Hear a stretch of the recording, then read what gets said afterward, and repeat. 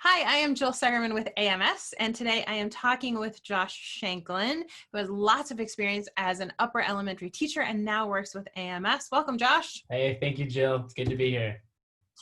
So today we're talking about habits, which I know is something that is near and dear to your heart. So why does thinking about habits and the concept of habits bring you joy? I think that it's a way that we can be intentional with our actions about changing who we are. There's the idea that our brains, can be changed. The fact that you can take very specific steps to change a pathway in your brain is fascinating to me. And so thinking about myself and my role as a teacher, my role as a parent, my role as a husband, just my role as a human, and knowing that, hey, there's something I want to do differently, or there's something I want to get better at. I can do that. I can actually take intentional steps or specific action in order to do that. And so, what an amazing, fun thing. I remember thinking about this with upper elementary children, watching them, change their brains when they would discover something new for the first time and realize that, oh, this is kind of the same thing.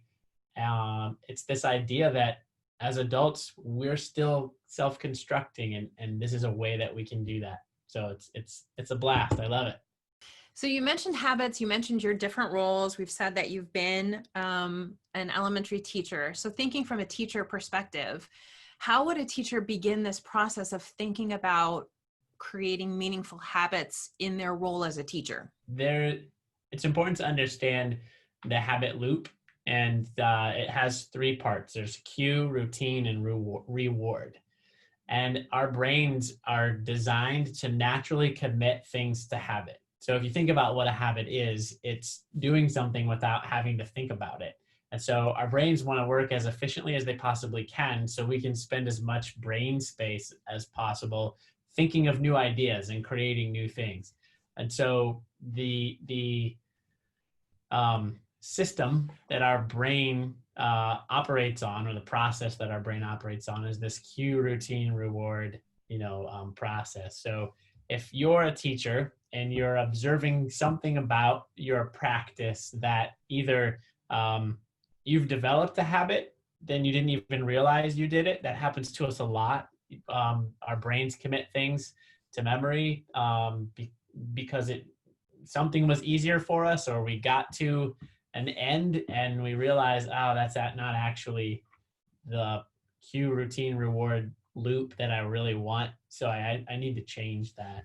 So you want to examine, what is it that you want? What is the action or the habit that you'd like to have? So maybe it's around observation, and you realize that you're having a hard time being observant in your elementary environment. So there may be something that triggers you. So a cue is something that causes you to shift into your habit loop. So let's say you are trying to be observant and you get interrupted in your observation, and that causes you to feel stressed, and then you're not paying attention to the children anymore, and you get really irritated. So the cue is that you've been interrupted, and it sends you into a habit loop. So the routine then is that you get up from your observation, you go tend to whatever's happening across the classroom, and the reward that you feel that you're getting from that habit loop is that you feel like you're in control again. That you've gotten control of the classroom, or you've gotten control of the situation, and that's such a difficult thing in a Montessori environment, to step back and not give in to that need for control. And so what you would want to do is figure out, okay, if I'm going to change this habit, I need to figure out when that cue comes, I need a new routine. And I also need to think about, what's the reward that I want? Well, the reward I want is the satisfaction of knowing that I didn't necessarily intervene, or the satisfaction of knowing that I didn't give in to that need for control, and ultimately I gain a better understanding of the children that I'm working with. And so you're creating a new pathway in your brain around that new habit loop. So we talked about, so cue, habit, reward. No, cue, routine, Routine. reward. Cue, Yes. routine, reward. Okay, so you've got this loop, cue, routine, reward, and you talked about how teachers can think about it. But as teachers, I think we naturally think, okay, I've got this great tool and now I want to share it with my students. So Yeah. what suggestions do you have about teachers that are saying, okay, Josh, what ideas do you have for how I can teach it or share this idea with my students so they get an opportunity to take advantage of this idea? Yeah, I think it's something that we actually do with children all the time. We don't necessarily think about it in this way, but the prepared environment and the way that the day begins. So when a child comes in and they shake your hand and they come into the space and um, make a choice about a work they're going to begin doing. The environment is set up to actually help children build the habit loops that we know are going to be beneficial for them. All of our, um, self-guided processes that we put into place for children are all about them developing habit loops. Getting a material off the shelf and putting it out on their workspace and engaging in the work, and then taking that work and putting it back on the shelf. I think in some ways this is normalization, is the development of the correct habit loops, and we know that concentration is a part of how normalization occurs. And so it's really interesting to see, like, actually these little habit loops are happening with children all the time.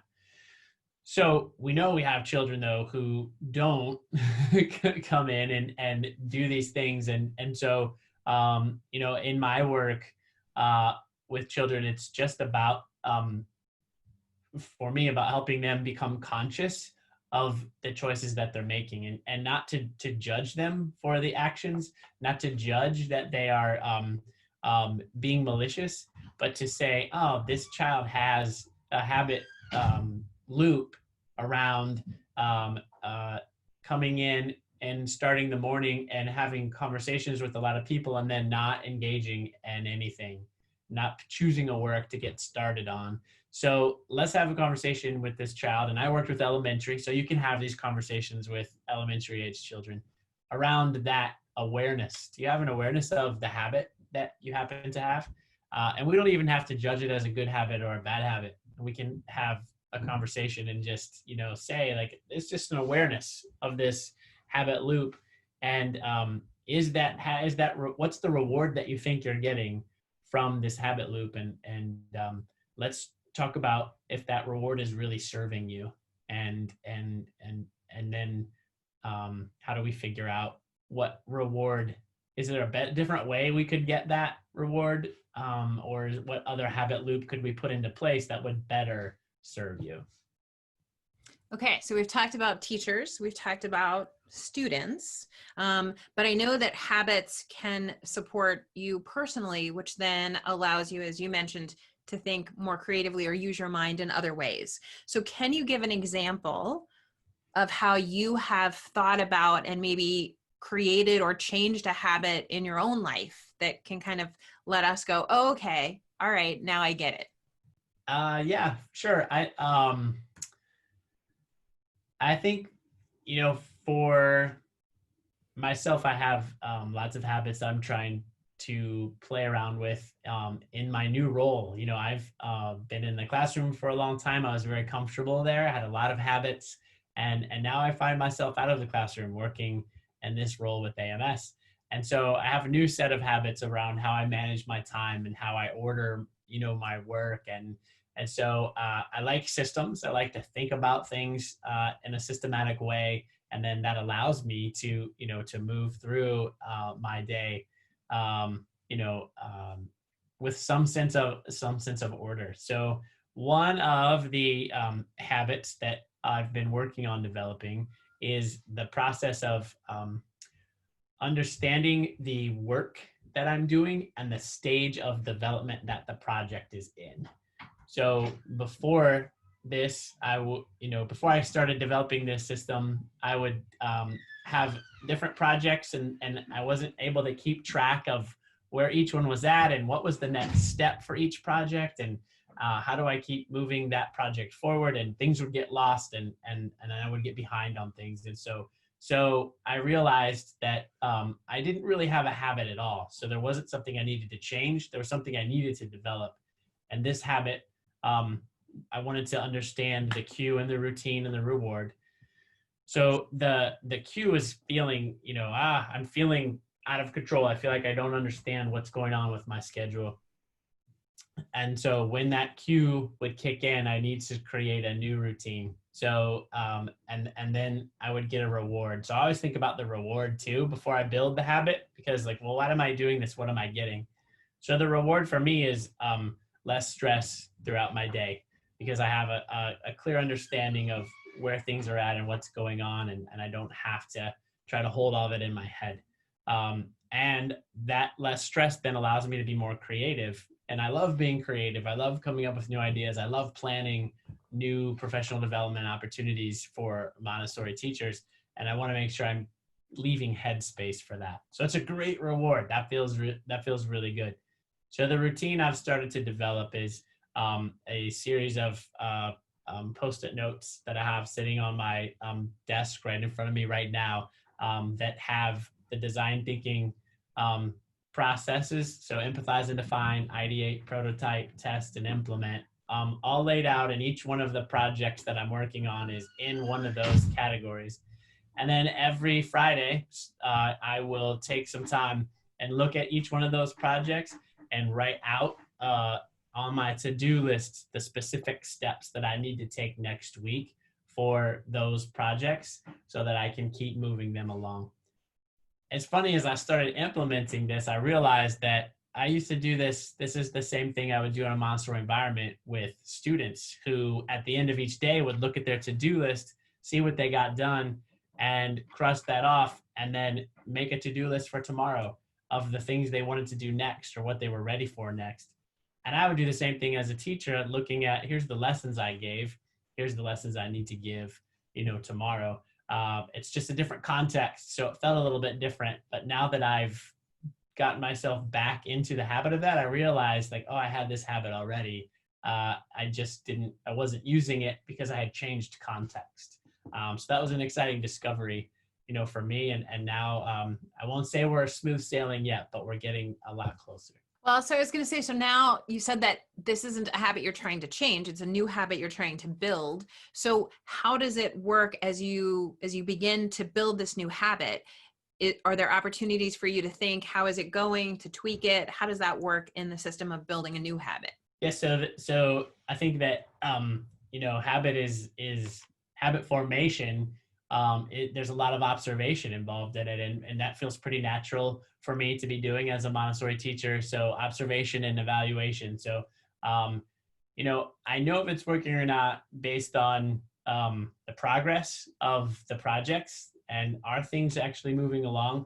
But I also really know it based on my stress level. So I've been able to gauge each day, how do I feel at the end of the day? Am I exhausted because I ran around like a crazy man all day long, feeling stressed? Or do I feel that sense of good energy that comes from being in flow, because I was able to follow, this. So I kind of have giving myself a score every day to see, oh yeah, okay, I was at the end of the day, my stress was at a 1. That was a beautiful day. Or it was at a 5. Wow, I'm off the charts with stress today. So I'm watching that score come down on a repeated. It doesn't mean there aren't days with a 4 or a 5, but there are much less of them, and which lets me know, like, okay, this is working. And you also realize, the system needs tweaked a little bit. If I change the order of my Post-it notes, or if I change the process a little bit, it helps me. So I'm in my 3rd or 4th iteration of the process. Each time I've honed it to make it a little bit more efficient for myself, but it's all just been born out of observation and seeing what you can learn from those observations. The world of observation and Yeah. Montessori. So we're all experienced. So Montessorians are certainly experienced in that. True. Very true. Yeah. Well, Josh, thank you so much for spending time with me and sharing your thoughts about habits. I'm going to let you get back to your day so we don't add to your stress load. Thank you. I really appreciate you being here. Thank you, Jill. It's been great to be a part of this. Your support fuels our work. Visit amshq.org/donate to find out how you can help.